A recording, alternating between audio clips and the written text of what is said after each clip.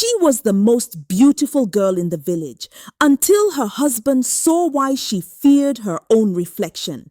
Everyone in Umezi said Akachi was kissed by the gods, but they also wondered why she flinched whenever she passed a still puddle or polished bowl. She was the pride of the village, yet she never once looked at her own reflection. No one dared question it until the day her husband placed a mirror before her.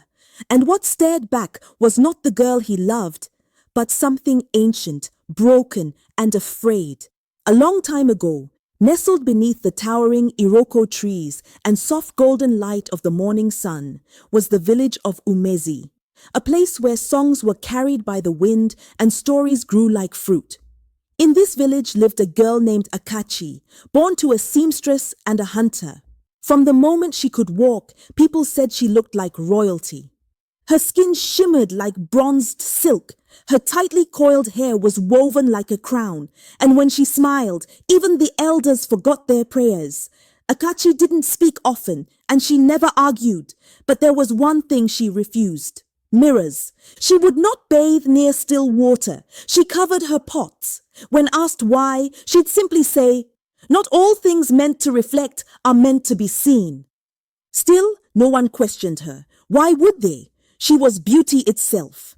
But when the young warrior Obinna asked for her hand, everything changed. On their wedding day, he gifted her a mirror, carved from sacred gold, meant to honor her beauty. She looked into it once and screamed. What she saw was not herself, but something long buried, waiting to return. The village of Umezi was alive with color. Morning sunlight slipped through the leaves like golden thread, and the sound of pestles, drums, and laughter wove through the forest like music. In the heart of it all was Akachi, the girl people whispered about as they passed. "She walks like the spirits carved her," the old women said. "Even the river pauses to watch her," the hunters joked. Her presence was quiet, graceful, her beauty undeniable, skin the color of deep earth after rain, eyes like polished amber, and hair coiled into crowns that defied gravity. Children offered her flowers. Elders called her Ada Mo, daughter of the spirits. But behind that beauty lived something strange. She never fetched water, not because she was proud, but because the river made her uneasy. She never wore beads with mirrors in them. When the other girls giggled while applying shea butter by the pond, Akachi turned away. "I just don't like reflections," she'd whisper. No one pressed further. Her charm made them overlook the oddness. But in the shadows of the forest, the spirits stirred. They knew her secret was not just hers. It belonged to something older. And it was waking. Obinna had always admired Akachi from afar. He was not like the boastful young men who danced loudly at moon festivals. His voice was calm, his gaze steady, and his hands calloused from work. The villagers respected him, not only for his strength, but for the way he honored his late father's legacy, with dignity and silence. And yet, when he saw Akachi, even Obinna forgot how to breathe. He courted her with gifts from the forest, a rare bird's feather, a carved flute, kola nuts wrapped in palm leaves. She accepted them with a shy smile, but always avoided touching anything too smooth, too polished. Still, she never said no to him. On the first new moon of the planting season, Obinna stood before her mother and asked for her hand. Akachi said yes. The drums echoed for hours. The village rejoiced. As tradition required, the groom presented a sacred gift to his bride, something that would honor her spirit. Obinna chose a mirror, golden, oval, and ancient. It had belonged to his grandmother. The spirit smith of Ngeni had once carved it with his bare hands. "I wanted you to see what I see," he whispered. Akachi touched it, and her fingers trembled. The wedding night came beneath a sky full of stars. The air smelled of roasted yam and sweet palm wine. Drummers played until their fingers bled. Women danced in circles, their wrappers swirling like flames. Akachi sat beside Obinna, dressed in red and gold, her neck heavy with coral beads, her face calm, too calm. Inside their new hut, the mirror waited. It stood tall in a carved wooden frame, gilded with ancient patterns. Obinna smiled as he led her to it. "Just once," he said softly, "so you'll know what I see every time I look at you." Akachi's smile faltered. Her feet grew heavy, but she said nothing. She stepped in front of the mirror and froze. The room was still. The drums outside faded.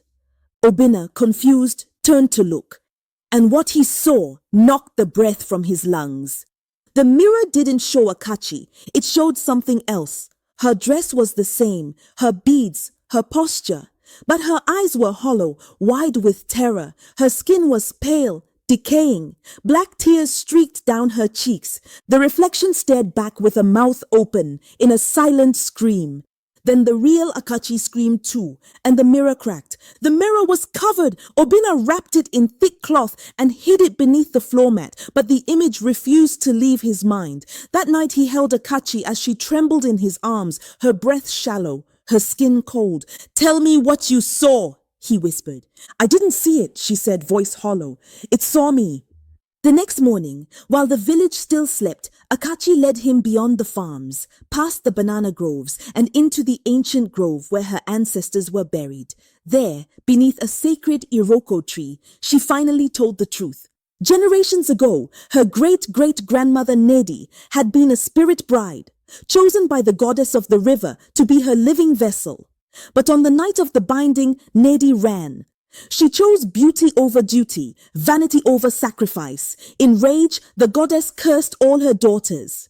"Every woman in our line must carry her shame," Akachi said. "Each reflection is a window. If we look too long, the curse looks back." Obinna's jaw tightened. "Why didn't you tell me?" "Because love cannot survive what I carry." She turned away, but the curse had already seen them both. And it was no longer asleep. Word spread like wildfire.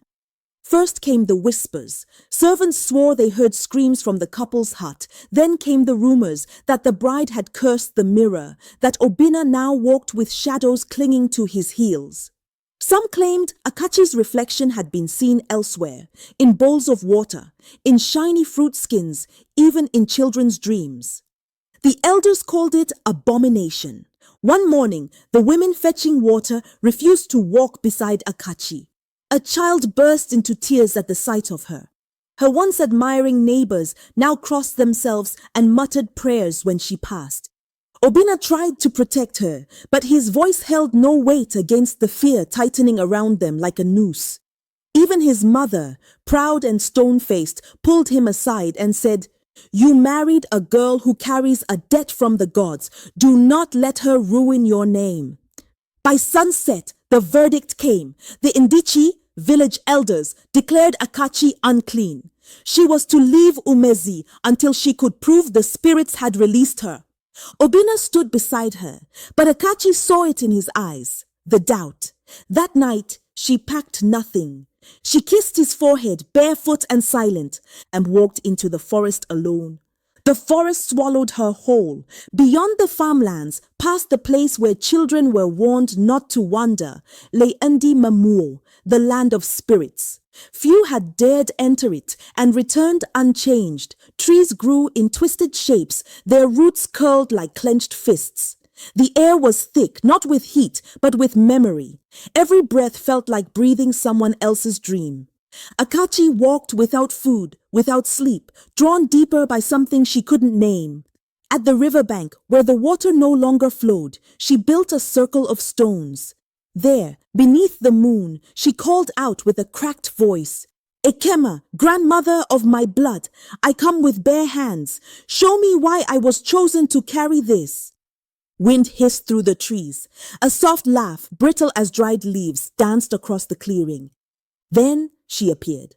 Ekema, the ancient one. Her eyes were blind, but her spirit saw everything. She hovered above the ground, wrapped in cloth woven from shadows. "The curse is not yours," she rasped, "but only you can end it. The mirror is not a reflection. It is a door, and something on the other side wants to come through." Akachi's spine went cold. She had only begun. "You must choose," Ikema said. Either sacrifice your beauty or the curse will consume everyone you love. Akachi trembled, barefoot within the stone circle. Around her, the forest whispered her name, not in reverence, but warning. She looked down at her hands, the same hands once kissed by children, now marked with faint black lines, like cracks in a mask. I was born into this, she said. Why must I pay for her sins? Ikema's blind eyes opened wide, glowing white, because you are the first to stop running. With that, she vanished, and the ground beneath Akachi shifted. The mirror appeared before her again, standing on its own, untouched. But this time, the reflection didn't wait. It stepped out. A second Akachi, pale, hollow-eyed, crying black tears, emerged, dragging itself from the glass like a snake from old skin. It wore her dress. It spoke with her voice, but its words were twisted with pain. You are me, it said. You cannot bury what you never faced. They fought, not with fists, but with memory, grief, shame, every insult, every gaze that worshipped beauty, every moment she ignored the shadow inside her. At last, Akachi knelt and whispered, I see you. And the reflection dissolved. The forest fell silent. Where the mirror had stood, there was now only a pool of silver water, rippling without wind. Akachi's skin was pale, her breath came shallow, her hair had begun to whiten at the roots, as if the truth had leached the color from her soul. But she was not afraid. Ikema's voice echoed from the trees. Perform Akandu, the hand of life. Your spirit must walk the path your ancestor fled. Akachi stepped into the pool. The water rose past her ankles, then her waist. When it touched her chest, it turned black. She gasped, but stayed still. Her reflection shimmered across the surface, this time showing all of her, beauty, fear, guilt, and strength. Then she sank. Darkness swallowed her whole. Visions pulsed around her. Nedi fleeing the river goddess, her daughters born cursed. Akachi as a child being warned never to look too long into water. She saw herself again and again, running from the truth. But now she walked toward it. In the center of the dark, a mirror hovered.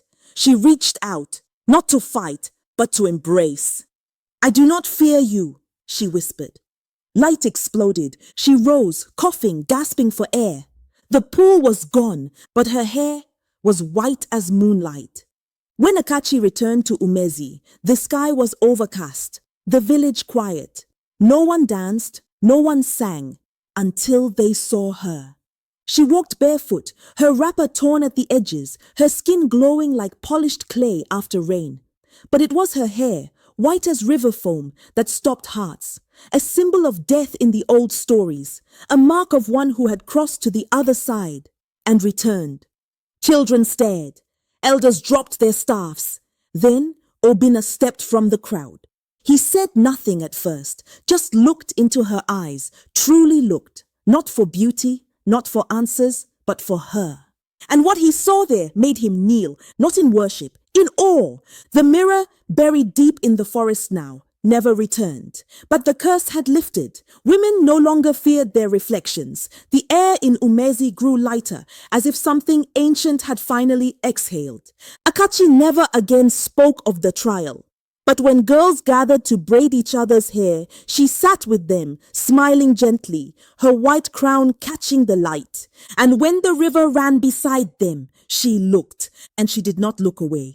If Akachi's story moved you, let us know where in the world you're watching from, your village, your city, your corner of the earth. And if you believe in stories that carry spirit and meaning, don't forget to subscribe, share, and pass this tale along. Someone else may need the courage to face their own reflection.